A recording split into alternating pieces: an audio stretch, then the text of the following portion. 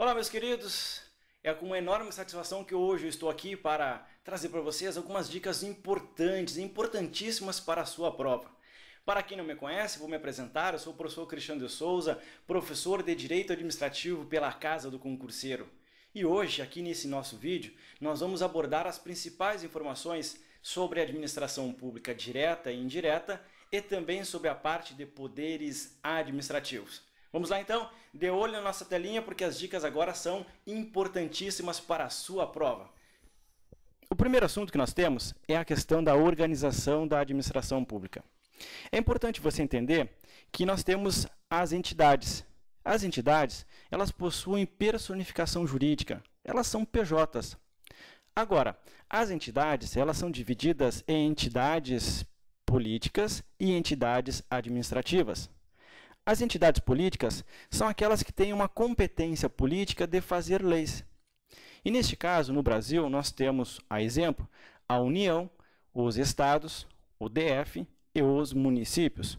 Porque todos esses entes, essas entidades políticas, elas podem fazer leis. Por outro lado, eu tenho as chamadas entidades administrativas, que também são pessoas jurídicas, mas elas não têm essa competência de fazerem leis. Por quê? Porque a sua autonomia é meramente administrativa. E, neste caso, citamos para vocês aqui as autarquias. Mas também temos fundações públicas, empresas públicas e sociedade de economia mista. Ok? Por outro lado, eu tenho os chamados órgãos públicos. Os órgãos públicos, eles não possuem personificação jurídica, não são PJs, mas eles poderão, naturalmente, em situações excepcionais, defender as suas prerrogativas institucionais. E, por isso, será possível, num caso excepcional, a eles serem deferidos uma capacidade processual especial na defesa de suas prerrogativas. Ok? Quando eu falo em entidades e eu falo em órgão, naturalmente eu falo então num sistema interno chamado de desconcentração.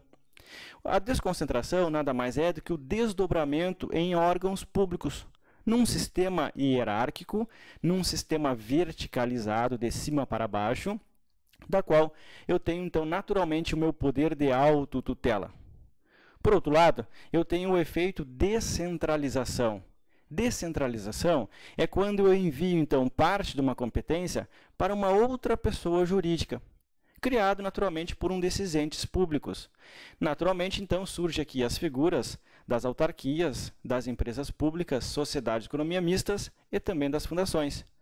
Então, nesse caso, se eu descentralizo para o lado, não haverá ou não há a relação de hierarquia, mas apenas uma relação de vinculação. Neste caso, o órgão ministerial poderá realizar um controle chamado de supervisão ministerial, ou também conhecido como poder de tutela. Perfeito?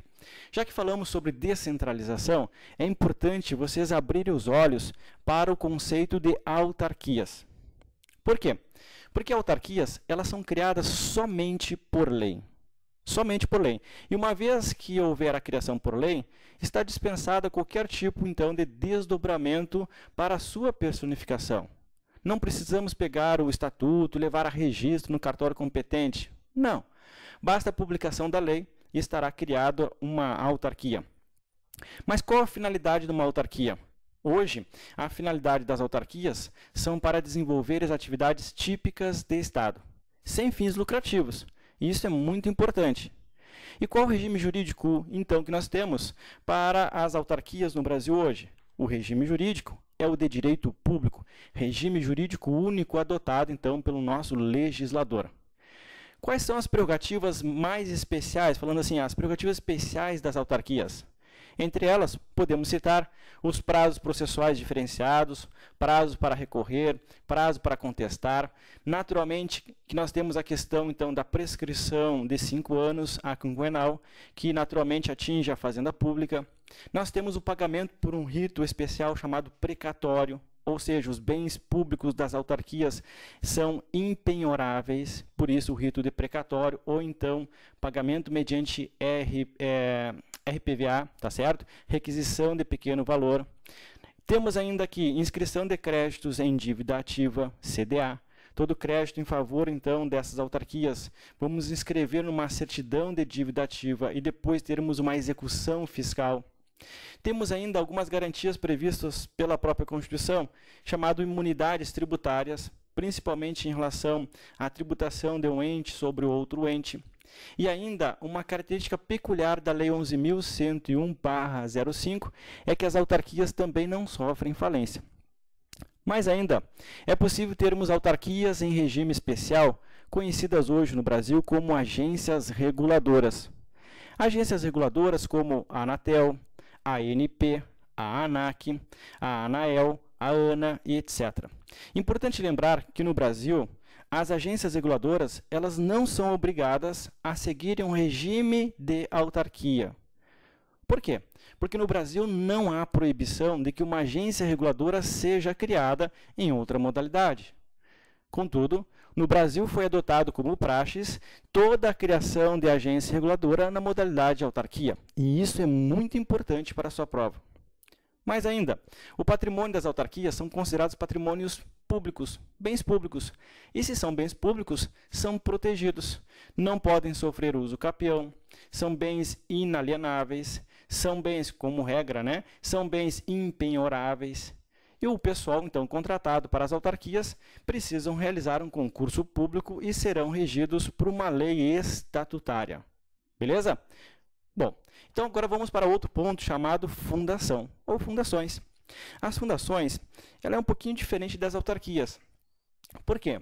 Porque as fundações hoje, elas comportam duas naturezas jurídicas. A primeira delas, natureza jurídica de direito público, isso por força da decisão do Supremo Tribunal Federal. Neste caso, basta a lei criadora, exatamente como uma autarquia, e essa fundação já nascerá como uma pessoa jurídica. Agora, a fundação pública de direito privado, ela segue um rito diferenciado. Inicialmente teremos uma lei autorizando a sua criação, mas depois deveremos ter atos de desdobramento para criarmos essa fundação, principalmente com a elaboração do seu estatuto, que deverá ser levado a registro no cartório competente, para só depois, de acordo com o artigo 45 do Código Civil, dar a esta fundação uma personificação. Importante lembrar também, quanto ao regime jurídico, vai depender muito. Se for de direito público, o regime jurídico será o estatutário, exatamente igual a uma autarquia. Se for de direito privado, o regime jurídico será o seletista. Seria, então, chamado empregado público. Quanto ao patrimônio, da mesma forma. Se for uma fundação de direito público, teremos patrimônio, bens públicos, protegidos, blindados, com toda a garantia. Se for uma fundação de direito privado, os seus bens serão privados. Agora, interessante observação sobre decisão do Supremo Tribunal Federal sobre esse assunto. A fundação de direito privado, prestadora de serviço público, a ela será garantida naturalmente uma blindagem patrimonial nesses bens que estão afetados ao serviço público. Por quê? Porque o serviço público deve ser um serviço contínuo. Exatamente por isso que o serviço não deve parar em virtude de execuções contra a fundação. Beleza? Bom, vamos passar então agora para outro assunto, que é a questão das empresas públicas e das sociedades de economia mista. Separei para vocês aqui os assuntos em comum e também os assuntos aqui, tecnicamente, que fazem a diferença entre eles. Nós temos aqui a criação. Nos dois casos, nós precisamos de uma lei autorizando a criação. E depois, deveremos ter, então, atos de desdobramento para criarmos o estatuto e depois levar esse estatuto a registro no cartório competente para só depois ganhar, então, a chamada personificação jurídica. Agora, a finalidade da empresa pública e da sociedade de economia mista vai depender muito, então, daquilo que o nosso legislador, o nosso criador, deseja para elas. Porque, de acordo com o artigo 175 da Constituição Federal, combinado com o artigo 173, é possível termos, então, empresas públicas e sociedades de economia mistas que prestam serviços públicos, ou então, que sejam exploradoras da atividade econômica. Lembrando a vocês que o serviço público pode ser prestado diretamente pelo Estado, pela sua administração direta, ou também pela sua administração indireta. Agora, quando nós tivermos, então, as empresas públicas e sociedades de economia mistas exploradoras da atividade econômica, elas terão um regime diferenciado. Diferenciado porque elas serão, tecnicamente, então, aí, entidades equiparadas para todos os efeitos legais a uma entidade privada, para efeitos comerciais, civis, trabalhistas e, naturalmente, também previdenciários. Ok? Neste caso, nós temos que ter um cuidado, porque as duas pessoas jurídicas são pessoas jurídicas de direito privado. E, naturalmente, que se são pessoas jurídicas de direito privado, elas terão, então, uma pequena parte delas que será de direito público. Neste caso, de acordo com o artigo 37, inciso 1º e inciso 2º da Constituição Federal, para ingressar e prover um emprego público nessas entidades, eu preciso de concurso público. Naturalmente, elas vão receber verba pública e, naturalmente, sofrerão controle dos tribunais de contas. Então, nesse caso, nós temos aí controle do Tribunal de Contas sobre as verbas, provimento mediante concurso público e, sem esquecer, que se eu tenho dinheiro público, eu tenho que realizar licitação. Importante salientar que para as empresas públicas e sociedade de economia mistas, exploradoras da atividade econômica, a licitação será necessária apenas na atividade meio, mas na atividade fim estarão dispensadas. Ao contrário das empresas públicas e sociedades de economia mistas, que prestam serviço público. Neste caso, deverão licitar em qualquer uma das suas atividades. Quanto ao seu patrimônio, é importante ficar ligado que o patrimônio é um bem privado. E, portanto, sendo bem privado, não tem a garantia exatamente igual a uma autarquia. Não tendo essa garantia, poderão ser penhorados, poderão ser executados. Agora, quando forem quando forem prestadoras de serviço público, esses bens ganharão também uma proteção especial. E um caso especial que deve ser salientado é o caso, então, dos Correios. A empresa pública de Correios. Essa empresa pública de Correios ganhou uma blindagem patrimonial pelo Supremo Tribunal Federal, elevando ela exatamente ao patamar, então, de fazenda pública. E, portanto, os seus bens são tecnicamente impenhoráveis na sua atividade de prestação de serviço público. Já na relação de trabalho, então, dos seus empregados públicos, serão seletistas, naturalmente, poderão ser demitidos, poderão ser naturalmente liberados, e isso não dá a eles uma garantia, aquela garantia do servidor estatutário de 3 anos previsto no artigo 41 da Constituição. Ou seja, os empregados públicos não têm garantia de 3 anos de efetivo exercício. Mais ainda, de acordo com os artigos iniciais da Lei 11.101 de 2005, a Lei de Falências, as empresas públicas e sociedades de economia mistas não sofrem falências. Agora, importante salientar a forma societária. Por quê?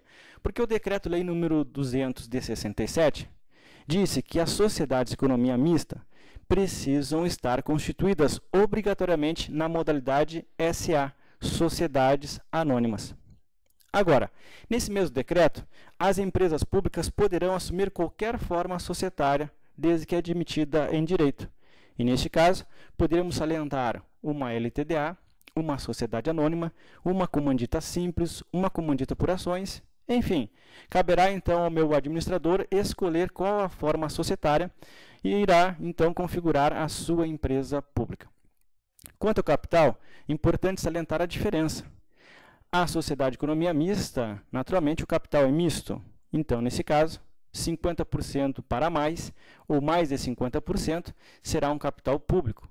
E, naturalmente, para as empresas públicas, nós teremos 100% de capital público.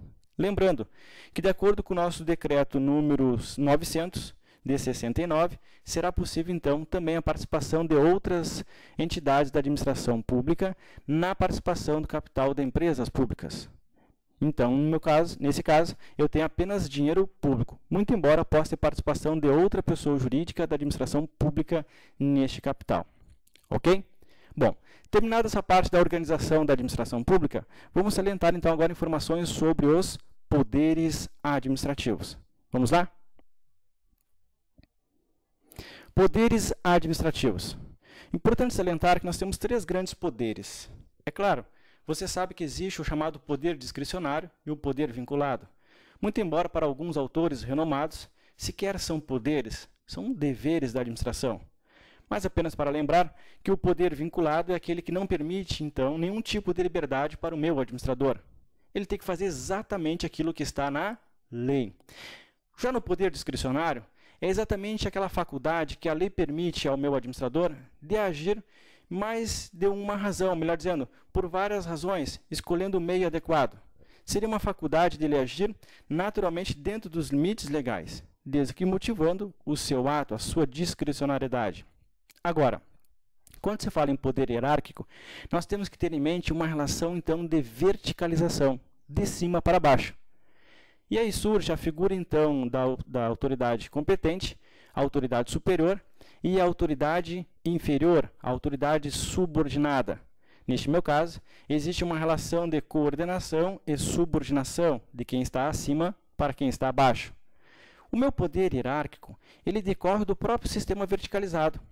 Exatamente por isso, ele não depende de lei, pois decorre desse sistema. Agora, o meu superior hierárquico, exatamente por ser superior, ele pode dar ordens, ele pode fiscalizar, controlar, ele pode aplicar sanções e ainda pode delegar e avocar competências. Perceba que poder aplicar sanções é apenas uma faculdade do seu poder de estar acima, de ser superior.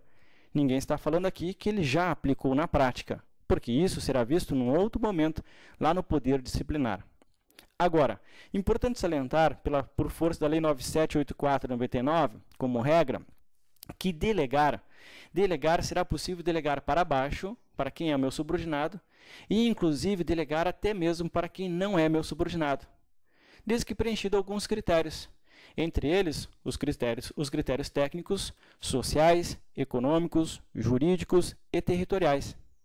Agora, tratando-se de avocação, que é puxar para si a competência, a avocação só poderá ocorrer nos casos de puxar a competência de seu subordinado.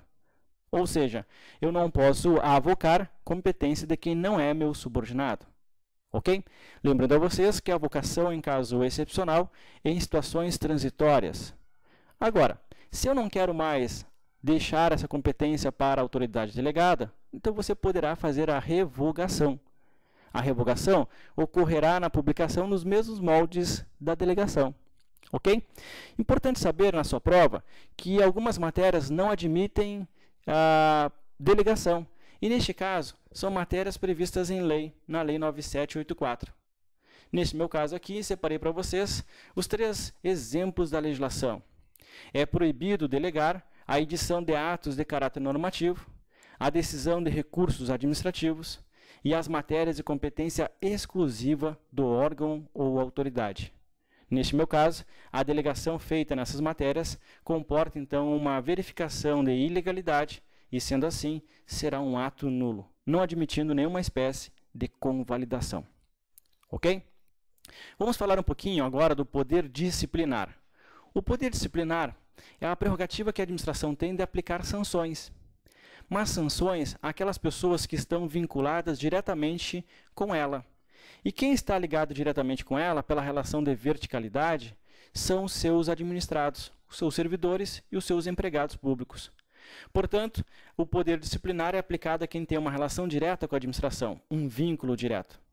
Mas também é possível aplicar uma sanção disciplinar àqueles que não são servidores e que não são empregados públicos, mas que também têm esse vínculo direto, que nesse meu caso, entra a exemplo aqui, as concessionárias e as permissionárias. Por quê? Porque eles possuem um vínculo contratual com a administração. E você sabe que todo contrato administrativo, no final dele, nós teremos chamadas sanções administrativas por inadimplemento contratual. Não cumpriu o contrato, vai sofrer uma sanção. Se tem um contrato, existe um vínculo direto com a administração. Agora, uma vez que a administração tome conhecimento de uma irregularidade, ela tem o dever de mandar apurar a irregularidade. Contudo, a ela será conferida uma discricionariedade na quantificação e na qualificação da penalidade. Por quê? Porque ela vai obedecer os critérios de razoabilidade e proporcionalidade na hora da aplicação da sanção. Em sala de aula, na casa do concurseiro, Reiteradamente, eu explico o artigo 130 da Lei 8112, em que é possível o administrador aplicar a pena de suspensão ou a pena de multa. Isso é ser razoável, a escolha do meio adequado. Agora, o quanto dessa penalidade, se for de 10, 15, 20, 30, 40 dias, isso é uma questão de proporcionalidade. Certo, meus queridos? Vamos então falar um pouquinho agora sobre o nosso poder regulamentar. O poder regulamentar é um poder inato do chefe do Poder Executivo, o chefe do Executivo, melhor dizendo, para editar decretos regulamentadores. Agora, o decreto regulamentador, ele é a regra, evidentemente. Ele vai regulamentar uma lei.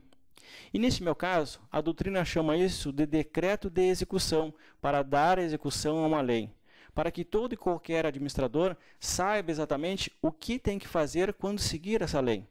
Portanto, ao regulamentar uma lei, você deve lembrar que o administrador ele não pode restringir um direito seu particular. Ele pode restringir um direito da administração, mas ele não pode restringir o seu direito. Certo? Agora, cuidado, porque quando eu tenho algumas exceções, a prova de vocês ela chega a ser criteriosa nesse aspecto. E é possível no Brasil hoje, muito embora seja um assunto muito discutido pelos autores de livros, é possível no Brasil hoje o decreto autônomo. O decreto autônomo é um decreto realizado pelo chefe do Poder Executivo, mas não para regulamentar uma lei. Por quê? Porque não precisa de lei para ser regulamentada. E, neste caso, o decreto autônomo com previsão na Constituição Federal servirá, então, para que o meu chefe do Poder Executivo possa organizar a sua administração, desde que isso não implique em aumento de despesa, criação ou extinção de órgãos públicos. E mais, aqui ainda ele poderá, mediante decreto autônomo, extinguir cargos públicos, desde que vagos. Neste caso, então, ele poderá realizar uma atividade sem mesmo ter uma legislação amparando anteriormente. Agora, cuidado, se importar criação de cargos, se importar criação de órgãos, se importar extinção de cargos preenchidos, providos, naturalmente isso aí ocorrerá uma consequência. Porque o artigo 169 da Constituição Federal garante aquele servidor estável que no momento da extinção do seu cargo, que ele fique em disponibilidade. Então perceba que o decreto autônomo só é possível quando não importar nenhum tipo de despesa para o erário público. E lembre-se, se é um poder regulamentar realizado pelo chefe do Poder Executivo, alguém vai fiscalizar a amplitude desse seu regulamento. E para isso o Congresso Nacional, e lembre-se que é o Congresso Nacional, ele poderá sustar os atos normativos do chefe do Poder Executivo que exorbitem então do seu poder regulamentar. Mas fiquem ligados, pois também caberá controle judicial, exatamente quando houver um conflito dessa regulamentação com a própria lei. E aí caberá ao judiciário a última palavra sobre esse assunto. Ok? Vamos então aqui para o nosso último poder, o chamado poder de polícia. Hoje talvez um dos grandes poderes bem trabalhados pela banca de concurso.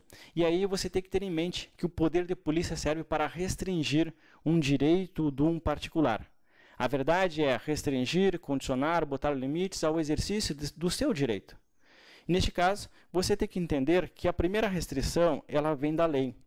Então, o legislador, o poder legislativo, ele cria essa restrição. E também a própria atividade administrativa, na sua execução, também limita o seu gozo desse direito. Vamos a um exemplo. Se você compra um carro e ainda não tem carteira de motorista, você não pode dirigir esse carro, mesmo sendo proprietário dele. Então, nesse caso, nós temos uma lei federal, a lei chamada Código de Trânsito Brasileiro, que vai dizer que para dirigir um veículo automotor, você precisa ter uma carteira de habilitação. Portanto, o poder de polícia no sentido amplo corresponde à lei, que é a atividade do legislador, legislativa, e também à atividade administrativa. Mas fiquem de olhos abertos, porque em sentido estrito, o poder de polícia compreende apenas a atividade administrativa. E mais, o meu poder de polícia ele poderá ser preventivo. E hoje, no Brasil, eminentemente, ele chega a ser preventivo. Eu não estou dizendo que é sempre preventivo. Ele é preponderantemente preventivo. Por quê? Porque a administração pública ela chega a controlar um pouquinho mais a sua atividade. A exemplo das licenças, que você pede uma licença para construir, uma licença para reformar, uma licença para dirigir, assim como também nós temos um ato administrativo chamado de autorização, que é um ato discricionário e precário, em que a administração pública também controla a sua atividade, concedendo autorização ou não concedendo autorização. Agora, existe também a possibilidade do nosso poder de polícia ser repressivo, que é a atuação posterior à infração. Neste caso, a administração pública vai aplicar uma sanção administrativa aos particulares. A exemplo das multas de trânsito, a exemplo da interdição de estabelecimentos comerciais, isso é ser repressivo. Agora, é muito importante você ter em mente o chamado, então, ciclo do poder de polícia, compreendido, então, em 4 etapas. A primeira etapa, conhecida como etapa de ordem, etapa de poder ou etapa de legislação, também assim é cobrado em prova. A segunda etapa é a fase do consentimento e a terceira etapa, a fase de fiscalização. E só no final nós temos a fase de sanção.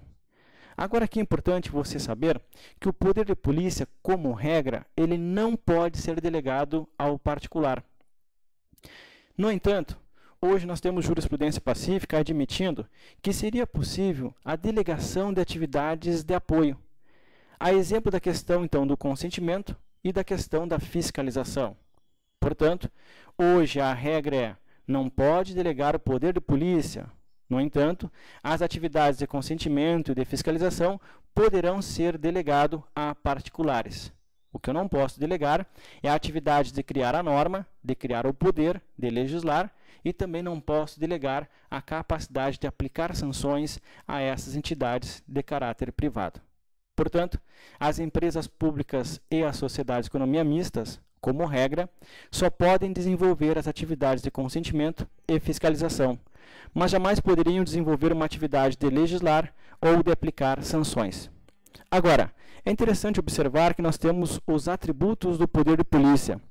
E nesse meu caso, eu tenho o atributo da discricionariedade, o atributo da autoexecutoriedade e também o atributo da coercibilidade, ou também conhecido por alguns autores como atributo da imperatividade. O mais importante de todos eles é a autoexecutoriedade. O atributo da autoexecutoriedade, ele se desdobra em 2 microetapas, se é que dá para dizer assim, ou então em 2 grandes características, né? Ficou até contraditório, micro e grande, né? Mas tudo bem, acho que você entendeu. A autoexecutoriedade, ela é compreendida na exigibilidade. O que é ser exigível? É exigir uma conduta diversa do nosso administrado. E para isso, então, eu aplico nele um meio de coerção, tecnicamente, então, indireto, exigindo que ele, no futuro, tome uma conduta diferente. Esse meio de coerção indireto chama-se multa. Tá? Então, a exigibilidade, eu vou exigir que ele faça algo diferente sob pena de pagar uma multa. Por outro lado, eu tenho também a executoriedade. Executar sem necessitar da autorização judicial. Por quê? Porque há previsão em lei e também em casos de urgência. Então, a autoexecutoriedade é dividido em exigibilidade, que é o meio de coerção indireta, e executoriedade, que é o meio de coerção direta, prevista em lei ou em casos de urgência. Beleza? E por final, então, temos aqui a saliência do prazo de prescrição para aplicarmos, então, essas sanções do poder de polícia. E o prazo hoje é de 5 anos para aplicação e execução dessa sanção do poder de polícia, sob pena, então, aí de prescrição. Tá certo? Meus queridos, espero que vocês tenham gostado das nossas dicas. Naturalmente que nosso objetivo aqui é o foco rumo à sua aprovação e também a conquista do tão sonhado cargo público. Estaremos aqui no nosso canal do YouTube à sua disposição para transmitir diversas outras dicas importantíssimas para o seu concurso. Se você gostou das minhas dicas, se você gostou do nosso vídeo, por gentileza, clique aí e dê um OK e deixe depois os seus comentários. Terei o enorme prazer de conversar com vocês aqui pelo canal do YouTube e também lá pelo meu Face, Professor Cristiano de Souza. Um grande beijo para todos, bons estudos e foco, porque só a vitória interessa.